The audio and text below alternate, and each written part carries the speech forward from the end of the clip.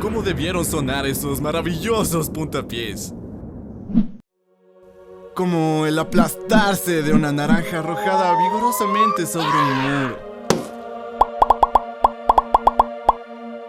O como el caer de un niño desde lo alto de un chorro. Como el romperse de una nuez entre los dedos.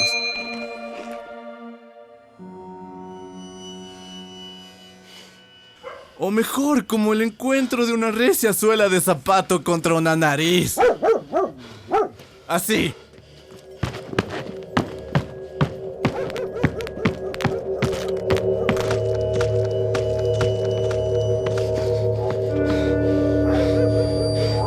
Con un gran espacio sabroso.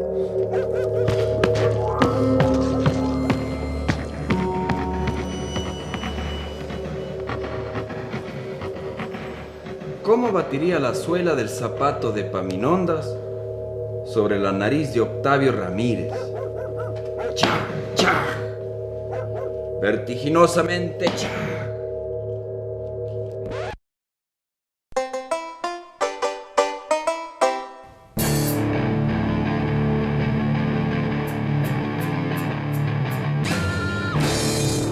Bienvenidos y bienvenidas a un nuevo episodio de NanoLab. Hoy analizaremos el cuento Un hombre muerto a puntapiés del escritor ecuatoriano Pablo Palacio. Espero que todos lo hayan leído y disfrutado tanto como yo.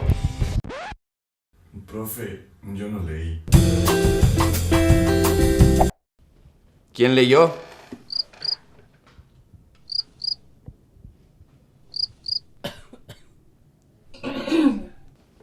Yo sí leí, profe. El cuento relata la historia de alguien que intenta descubrir cómo y por qué murió Octavio Ramírez, quien fue asesinado a puntapiés. Muy bien, Rosalía. Exactamente, muchachos.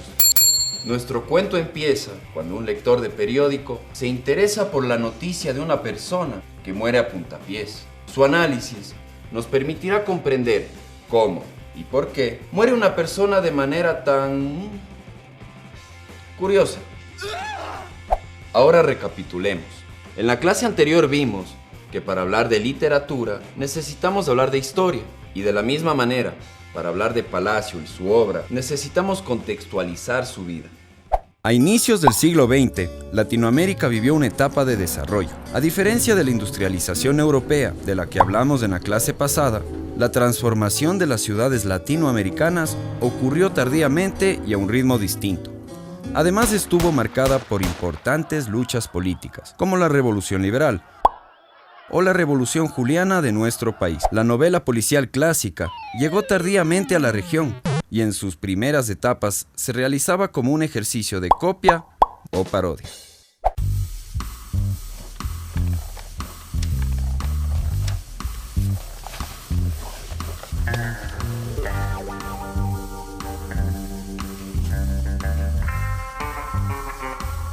Pablo Palacio nació en la ciudad de Loja el 25 de enero de 1906, un poblado que estaba aislado al sur del Ecuador.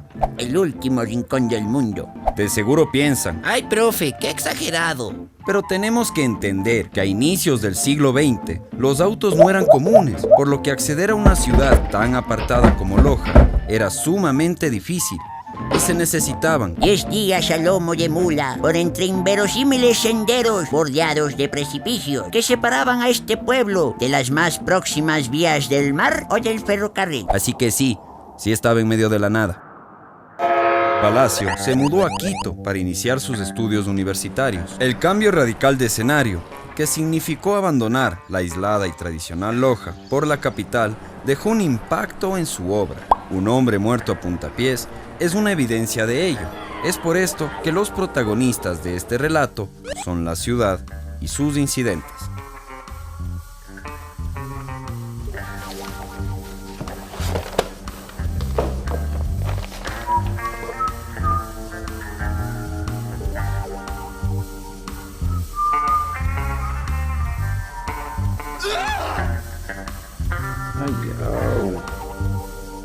Producción.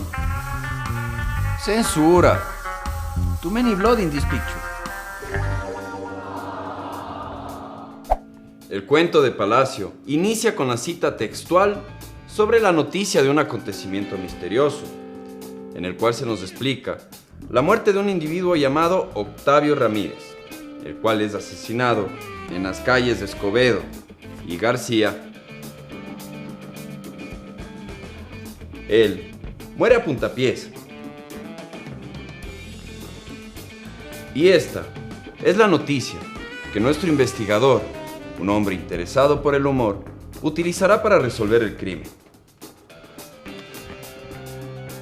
Recordemos que aunque se trate de una parodia, este cuento juega con todos los elementos del género policial clásico que ya conocemos. Veamos.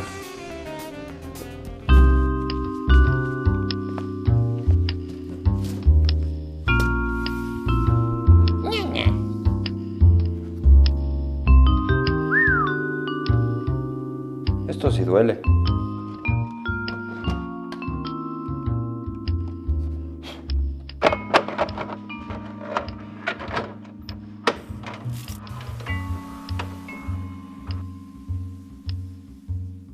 Empecemos por analizar los personajes del cuento. El detective del cuento de Palacio es un investigador incidental. No hablamos de un Sherlock o de un detective de oficio, sino de un ciudadano anónimo que se ha interesado, más bien obsesionado, por una noticia de Crónica Roja. Sus motivaciones para resolver el crimen son egoístas y cuestionables.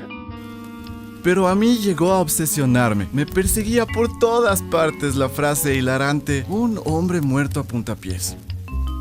Y todas las letras danzaban ante mis ojos tan alegremente que resolví al fin reconstruir la escena callejera o penetrar, por lo menos, en el misterio de por qué se mataba a un ciudadano de manera tan ridícula. Nótese cómo Palacio dice que las letras danzaban ante los ojos del lector. Este interés absurdo por la frase será el detonante de toda la investigación. Incluso, durante una entrevista con el comisario, nuestro detective aficionado dice ser un hombre que se interesa por la justicia, pero después agrega: y me sonreí por lo bajo. ¡Qué frase tan intencionada! ¡Ah! Soy un hombre que se interesa por la justicia.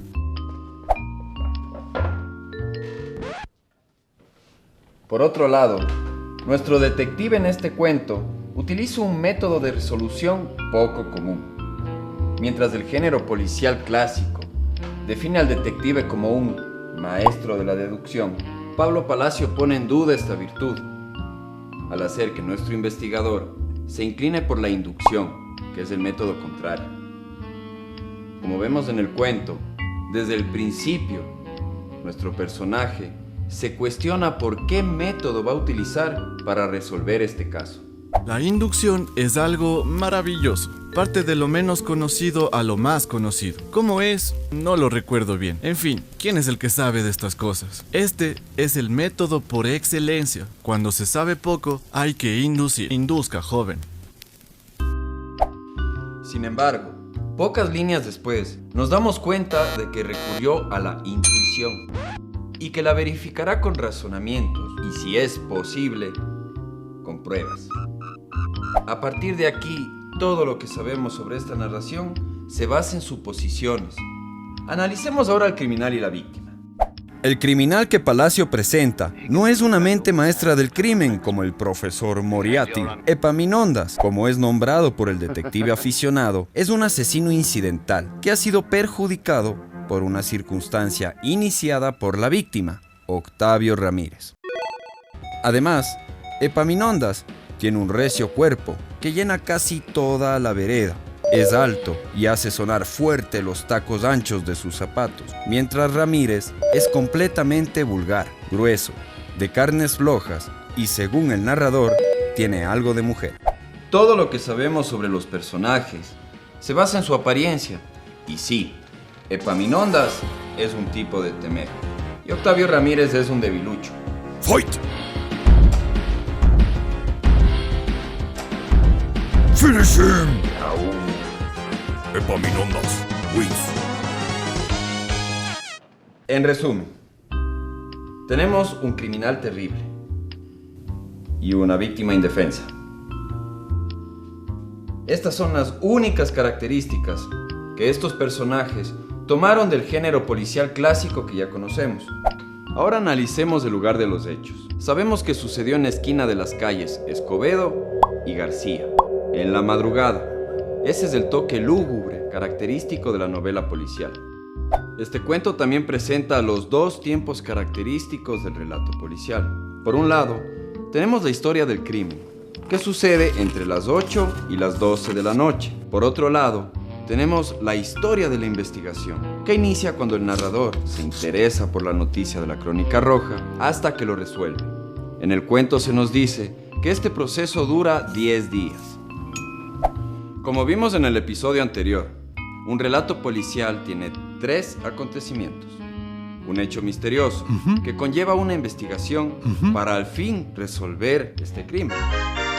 En Un hombre muerto a puntapiés, el narrador se interesa por una noticia de la Crónica Roja.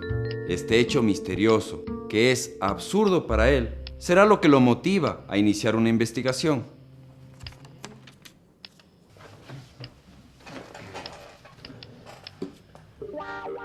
Durante el proceso, nuestro investigador aficionado buscará pistas en la noticia del periódico, porque es la única fuente de información que él tiene, aparte de las fotografías que consiguió en la comisaría.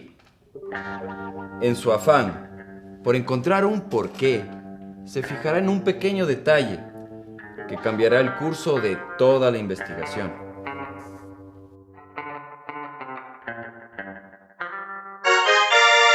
Este es el detalle que definirá el rumbo de la investigación. Todas las conclusiones obtenidas por el narrador, como los motivos de la pelea, los personajes implicados, el lugar de los hechos, todo se resuelve mediante esta pista.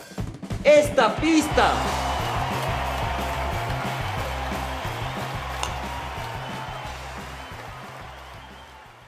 Como vimos en el episodio de hoy, a pesar de ser una parodia, Un hombre muerto a puntapiés desarrolla y juega con todos los elementos del género policial. También plantea interesantes cuestionamientos sobre la sociedad. ¿Es Epaminondas un criminal o un defensor? ¿Es Octavio Ramírez una víctima?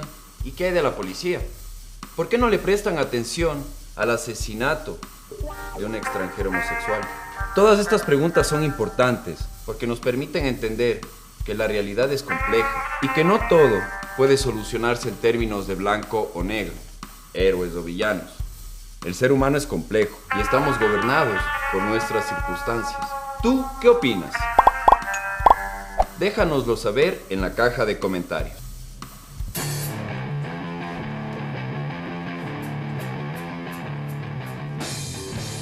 En el próximo programa aprenderemos los procesos de escritura, así que no se olviden de traer lápiz y borrador,